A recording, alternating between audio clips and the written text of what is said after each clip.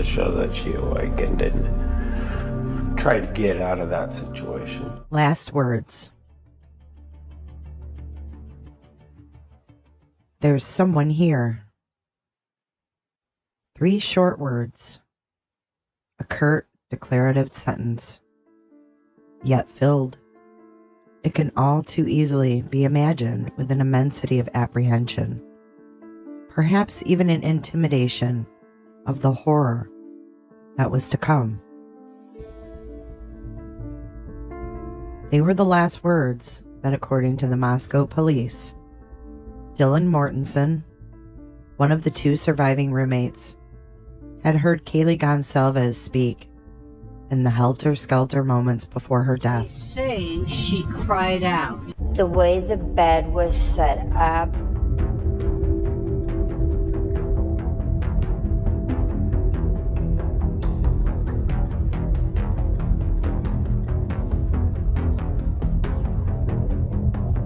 Yes, so one of the things that's being overlooked is this company called Extreme Networks. There was a search warrant filed on January 25th, 23.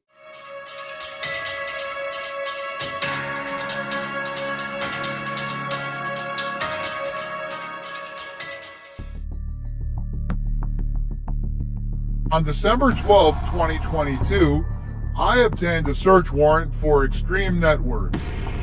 The warrant was served on December 12, 2022 via email. 6. On December 14, 2022, I received an email from Detective Neil Uhrig of the Post Falls Police Department stating that he received the data to unlock the laptop. 7. Detective Uhrig completed a forensic download of the data on the laptop. 8. A copy of the inventory receipt was emailed to redacted and redacted. 9. The data from the laptop was placed into evidence at Moscow Police Department, and this was signed by Detective Lawrence Mowry, and it was dated on the 25th of January of 2023. Receipt and inventory of the warrant. In the matter of the application for a search warrant for Extreme Networks.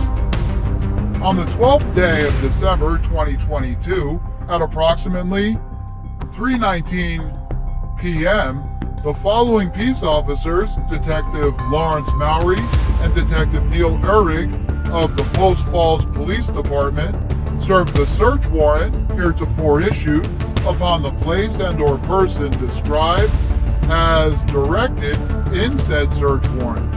Entrance was obtained by email. The next portion is redacted. The property found and taken and the location within or upon said place and or person are as followed. Description of property: decrypted access to the following computer. Extreme Network service tag. Everything else is redacted. Now, therefore, it is hereby ordered that the said peace officer shall deliver or cause to be delivered the property described in said inventory to the Moscow Police Department or such other law enforcement agency as may be appropriate for the purpose of preserving said property for use as evidence or until further order of a court of competent jurisdiction.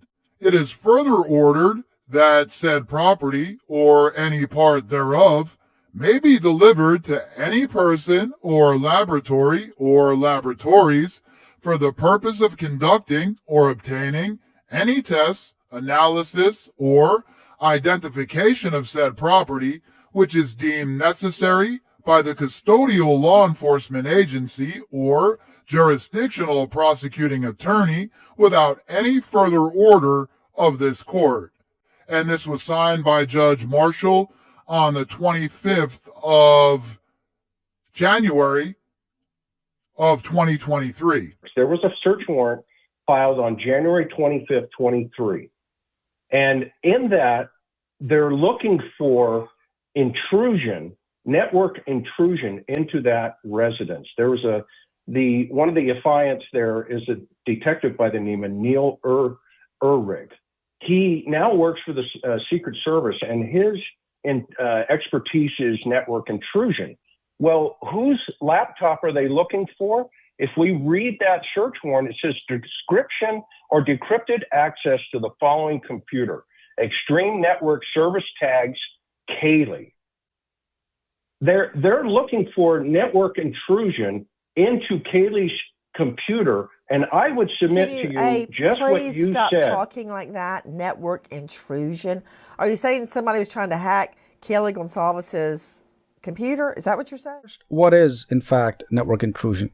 It's basically any unauthorized activity on your computer network. So typically, such unwanted activity absorbs network resources. They can access your data, for example. Your network can be slowed down, for example, or they can reach out and email users, send malicious emails, and so on. And it nearly always threatens the security of the network and or its data. So in one form or the other, the bottom line is that your data is affected. First is the traffic flooding. So there may be an attack where extra packets or massive amount of data that is being flooded through your network.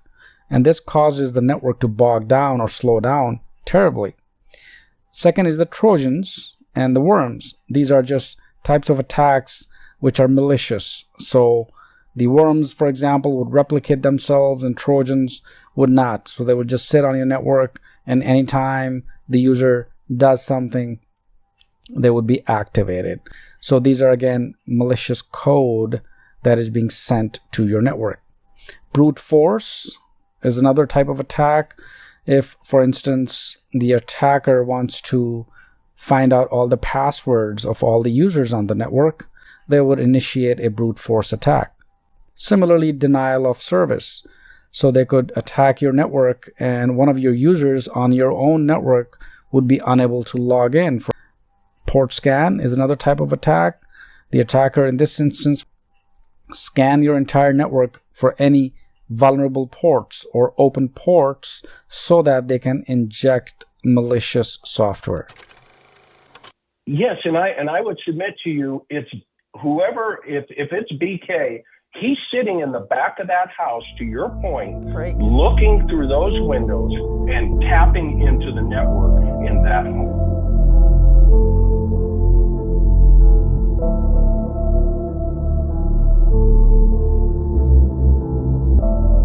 Close enough that he was touching their Wi-Fi. That his phone was touching their Wi-Fi. Yeah. So you know how close that is. If you've had a laptop, you walk out in the front yard, you're not going to get too far.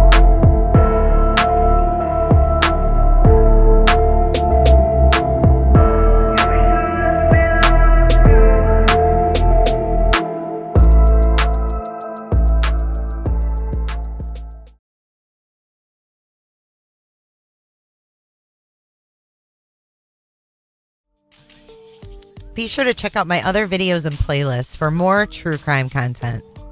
And if that's not enough, you can join our Patreon. Don't have a tinfoil hat? It's okay. We'll make you one. It's that easy. See you guys in the next video. See you later. Bye.